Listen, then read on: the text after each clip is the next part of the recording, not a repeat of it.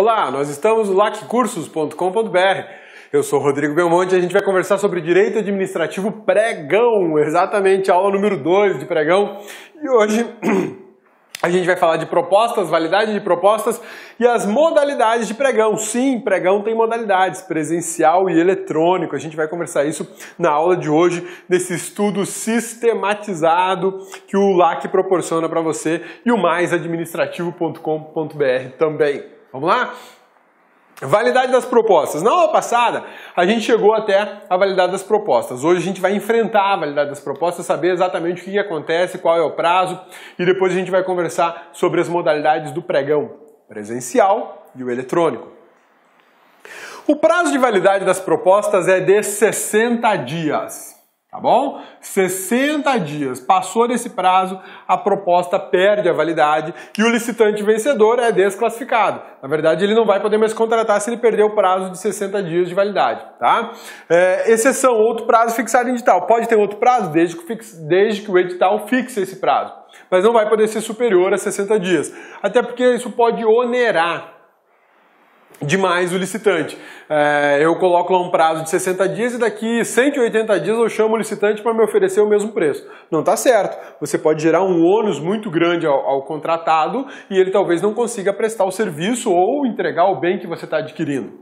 Será declarado impedido de licitar com a União, Estado, Distrito Federal ou municípios e será declarado descredenciado no SICAF e de outros sistemas de fornecedores aquele que, convocado dentro do prazo de validade da proposta, não celebrar o contrato, deixar de entregar ou apresentar a documentação, deixar de entregar ou apresentar documentação falsa exigida para o certame, retardar a execução do seu objeto. Olha só, não mantiver a proposta, falhar ou fraudar na execução do contrato, comportar-se de modo inidôneo ou cometer fraude fiscal. Vejam só, essas situações aqui, a partir do momento que eu fixo um prazo de até 60 dias para a validade da proposta vencedora, lá no pregão ele ofereceu a proposta, foi o vencedor. Então aquela proposta tem validade de 60 dias. Em tese, dentro de 60 dias, o vencedor tem que ser chamado para contratar com a administração. É possível que ele deixe de fazer isso. Sim, eu não vou contratar não me interessa mais. Por alguma razão ele resolveu não contratar. Tudo bem, quer contratar não contrata, mas ele vai sofrer punições. Olha só, será declarado impedido de licitar com a União, com os estados, DF ou ainda com os municípios. E será descredenciado no SICAF. Ser descredenciado no SICAF não é um bom negócio, porque o SICAF é um sistema integrado de cadastro de fornecedores da administração. E aí, se ele perde esse cadastro aqui, ele não vai participar de uma série de atos junto com a administração pública. Isso pode trazer para eles uma diminuição de faturamento. Isso não é bom, isso é ruim, né? Então, ser descredenciado do SICAF não é legal. Quando é que ele pode ser declarado impedido ou ser descredenciado do SICAF se ele não cumprir com a proposta ou se ele não apresentar-se para o contrato? Olha só, não celebrar o contrato. Dentro desses 60 dias, ele não celebrou o contrato. Como eu disse, eu posso fixar um prazo menor? Posso, 15 dias. Vem cá, você tem 15 dias para assinar esse contrato comigo, fechar tudo isso. É inferior. O que eu não posso fazer é um prazo de 80 dias, 100 dias, 180 dias, isso não vai rolar. Deixar de entregar ou apresentar documentação falsa. Eu não entrego a documentação, ou se entrego falsa. Além de ser descredenciado e declarado impedido, ele está praticando crime de uso de documento falso, né? Retardar a execução do seu objeto.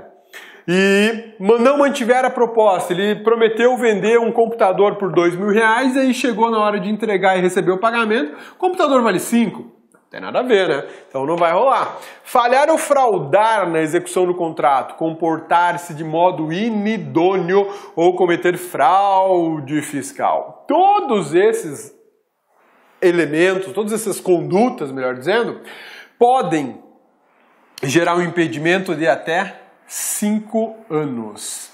Já pensou 5 anos sem poder licitar com a administração pública? Isso não é bom, não é bom. Tem gente que não gosta de licitar com a administração pública porque é problemático, né? A administração não paga em dia, é muito burocrático, as exigências são muito grandes, né? E a pessoa prefere ficar aí com o particular. Tudo bem, é uma opção, mas se ele já licita com a administração pública, é no mínimo interessante que ele mantenha isso, porque a administração quando compra em grandes quantidades e compra com regularidade, né? A administração pública é um baita de um clientão, né? Registro dos atos do pregão. Bom, isso aqui foi sobre as propostas, agora vamos falar sobre o pregão.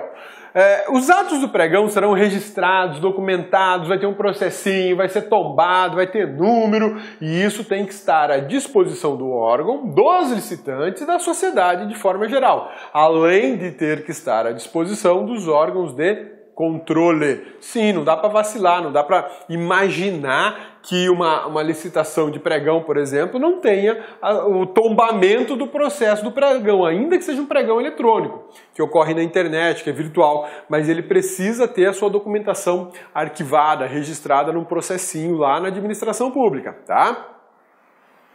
Serão documentados no processo respectivo, inclusive os decorrentes dos meios eletrônicos? Olha só, inclusive o pregão eletrônico, leia-se, inclusive o pregão eletrônico, vai ser tudo documentado num processinho.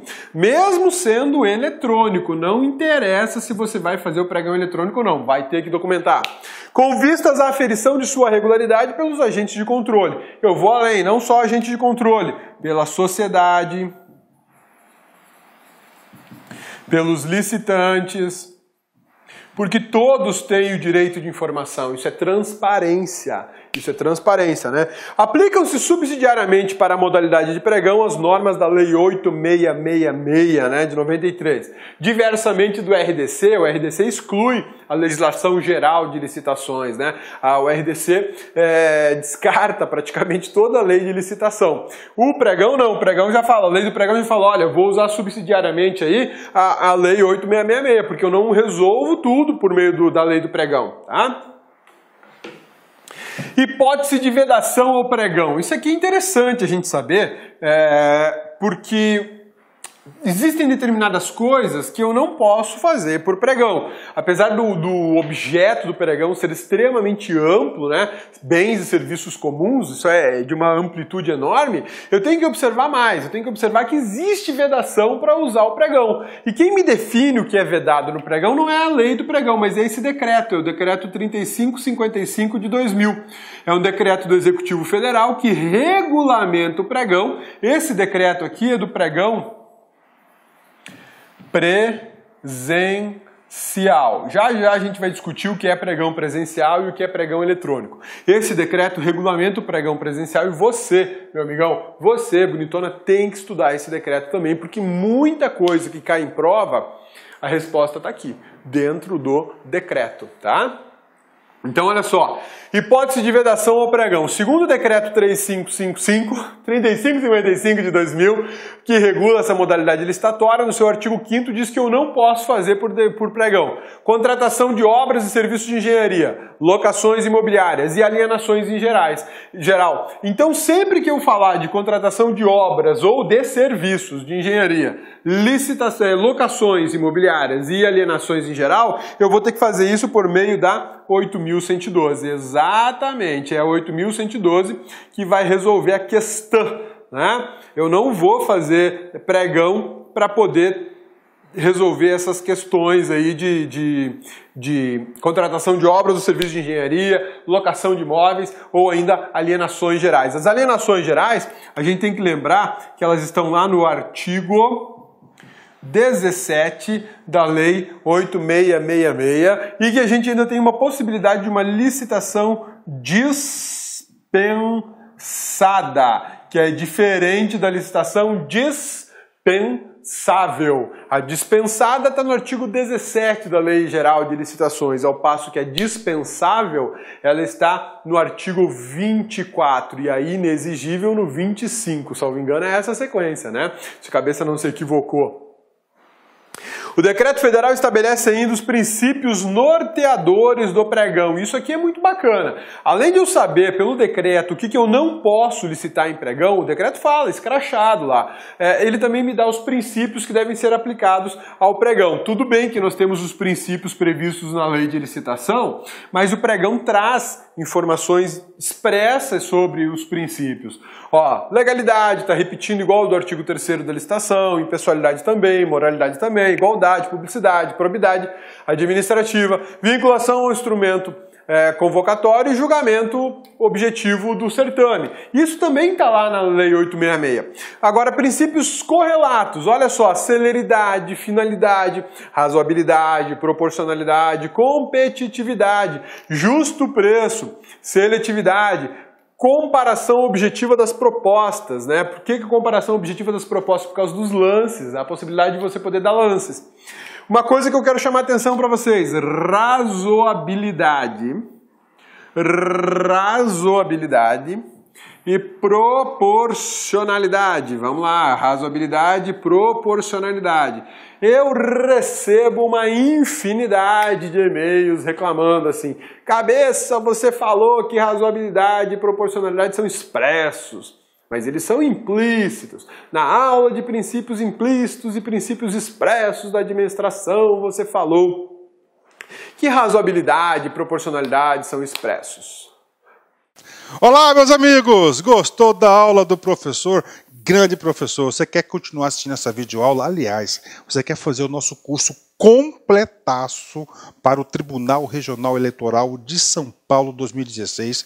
Acesse nosso site lá Concursos, que lá nós temos um grande curso. Não é apenas um curso, é um grande projeto pedagógico. Você pode ter certeza. Lá você tem o estudo em regime de metas, você tem um personal coach, você vai ter um treinador pessoal de concursos. Você pode ter certeza, meus amigos, se você cumprir as orientações pedagógicas do site, cumprir as suas metas de estudos, eu tenho certeza absoluta que lá no dia da prova você vai fazer uma excelente prova e você não vai tirar o lacre da cabeça, pode ter certeza disso. Tá certo, meus amigos? Espero vocês. Nosso curso custa apenas 10 mensalidades de R$25, o melhor custo-benefício da internet. Pode procurar, sem medo de ser feliz, matricular no nosso grande curso, tá certo? Ó, meus amigos, outra coisa, gostou desse material de apoio, dessa aula? Você quer o material de apoio, quer o PDF? Vai lá, acesse nosso site, clique lá em documentos, você pode fazer o download gratuitamente dessa videoaula, tá certo? Forte abraço, espero vocês. Tchau, tchau.